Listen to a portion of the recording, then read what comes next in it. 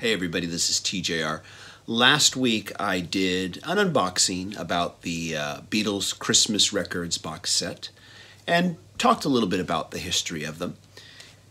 After doing that video, a number of people asked me if I would actually review the Christmas records, and I thought, okay, I will do that. Now, first of all, let me just kind of go over just a few facts about the records themselves here. They are all one-sided records. In other words, there's only one side, the other side is nothing. With the exception of the last two from 68 and 69, these are actually double-sided. In my unboxing, I mentioned that the audio quality of the original flexi discs has been improved upon. Now, I have to admit, I said this because the press materials for this set told me that this was the case, and I believe it to be true. Also, the booklet enclosed with the set also told me this. Now, a few people have asked me, is there an improved audio quality? Well, I'll be honest, it's impossible for me to actually say with 100% accuracy, yes it is, because I've never heard the flexi disc, so I really can't say. But I would imagine, given the level of care that I have seen put into any kind of Beatles re-release or, exclusive editions or whatever, what have you, there's always as much care as can possibly be put into these releases as humanly possible. And this holds true even for the ones that I don't care about. Like, I'm never going to get the US box set, but even that set was very well put together.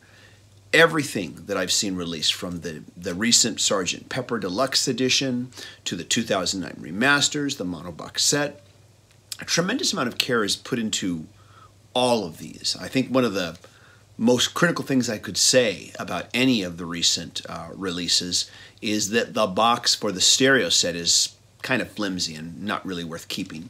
Other than that, I can't really say too much negative about any of them. And I think this package holds true for that as well. And if I was to compare them, I'd probably see that they did the very best they could to try to improve the audio quality of what were basically flimsy pieces of plastic. Now, throughout them, though, there are some varying level degrees of quality. 1966 has the weakest audio quality, which is a shame because there are some great musical moments in that particular record. But I'm going to have to just assume that they had what they had to work from, that maybe the flexi disc was really all they had, and with some of the others they have maybe access to, better quality source material. 1969, however, has the highest quality and features the song Christmas Time Is Here Again. By way of comparison, the very next year's record, 1967, has the highest level of audio quality. A lot of this might have to do with the fact that Christmas Time Is Here Again is featured on that particular record, and a lot more work was put into the production of that particular release. What really comes through for me as I listen to these records, and especially when I listen to the first three, is the charisma of their public personas. You can really feel the camaraderie between the four of them in the early records. Their repartee and their humor is enough to make me wish that I could have been there hanging out with them. Now, in the first two records, they are, actually I should say even in the first three records, they're basically kind of hanging around the microphone and just addressing their fans and talking to you. They do lampoon some traditional songs, but in particular, on the third one from 1965, they very boldly and I will say very audaciously lampoon yesterday. They do this with hysterical cruelty, and it's interesting. It comes off just radically subversive for me to hear them do this. And the fact that they do this on this particular record is kind of, to me, is almost a kind of hint and foreshadowing that very soon the Beatles are going to start going to very different places musically. From what I read in the enclosed booklet that came with this set, by the time the 1966 record, Pantomime, was being put together, they were already beginning to record tracks for Sgt. Pepper, and they get a whole lot more ambitious with this one. Once again now, you will have to turn this one up, as this one has the lowest fidelity. And it's a shame because there's some really wonderful musical moments, as I said earlier. This record also begins the trend of the Christmas records becoming more skit-orientated, and also the beginning of original music being created that are unique to these records. This particular one includes the very rollicking Everywhere It's Christmas, the very beautiful, and hopefully I don't butcher this, Orowayana. Maybe I've said that wrong. If I do, please forgive me. And the very goofy Please Don't Bring Your Banjo Back. You know, even when the Beatles are kind of goofing off, which they're definitely doing with Everywhere It's Christmas and Please Don't Bring Your Banjo Back, even when the Beatles goof off, I think they're more interesting than a lot of people trying to be their serious best. Now this brings us to the 1967 record entitled Christmas Time Is Here Again. It features a very Sgt. Pepper-like cover. Now, of course, I've only been previously familiar with the edited down version of Christmas Time Is Here Again. This is my first time getting to hear it in its entirety with all the bizarre interruptions and interludes. This one picks up pretty much where the last one left off. It is a much more expanded version of the previous record and also thoroughly enjoyable. Next is the 1968 record entitled Simply Happy Christmas. It's the first of the two-sided records, and it's easily, in my opinion, the most psychedelic of the bunch. It's also the first one to feature excerpts from some of their official studio recordings. Paul does contribute an original song, which is entitled Simply Happy Christmas. The song has a very lo-fi charm to it, and it feels like Paul McCartney probably just pulled out his guitar, whipped out a melody, and said, there you go, what's for lunch? It's amazing what Paul can sometimes just come up with just off the top of his head. I wish I could be that brilliant without thinking about it. The first side of this record feels like a less eerie version of Revolution No. 9. The second side features a performance of Nowhere Man by none other than Tiny Tim. I will say no more. Now, my understanding about this record is that they were now working separately when this was made, but it's edited together to make it feel as though they're working together. Their sense of humor, though, still shines through. This brings us to the final record, Happy Christmas 1969. This one features a lot of contributions from John and Yoko, and musical contributions from John, Yoko, Ringo, and Paul. Now, of course, I know the very mention of Yoko Ono makes a lot of people go, oh, forget it, I'm not listening. It's all very enjoyable, in my opinion.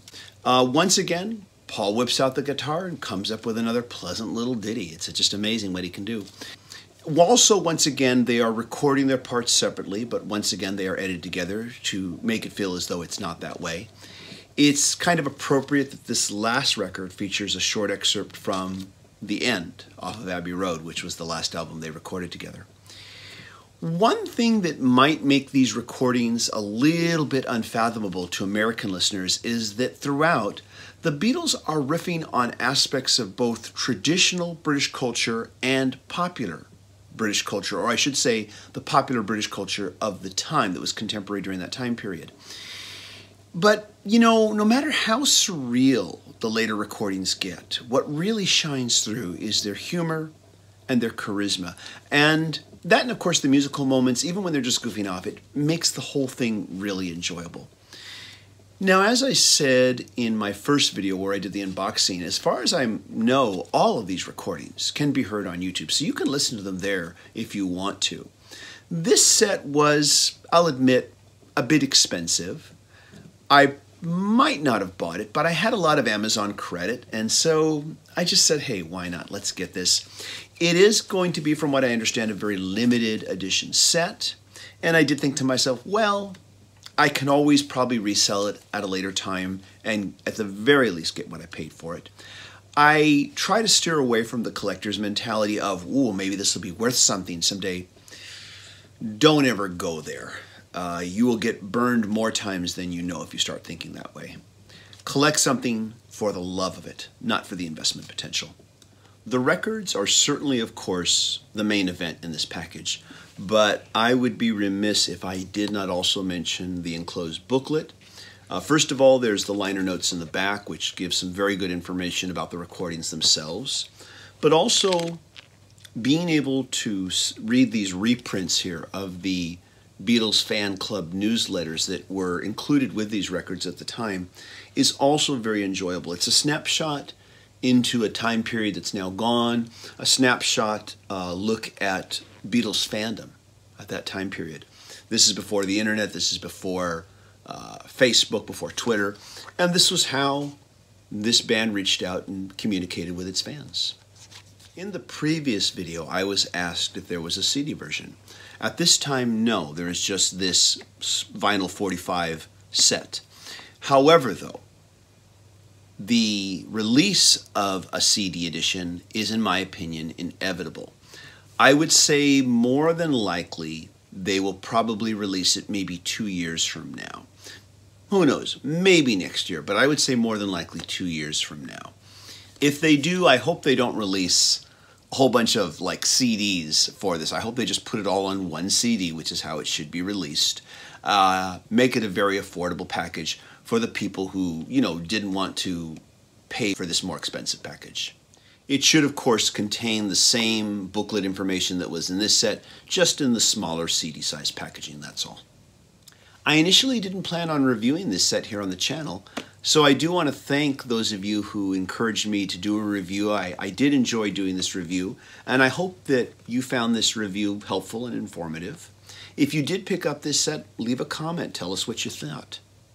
It's just a few days after Christmas as I record this. I hope you all had a very Merry Christmas, and I just want to wish you a very Happy New Year. Take care, everybody. Bye-bye.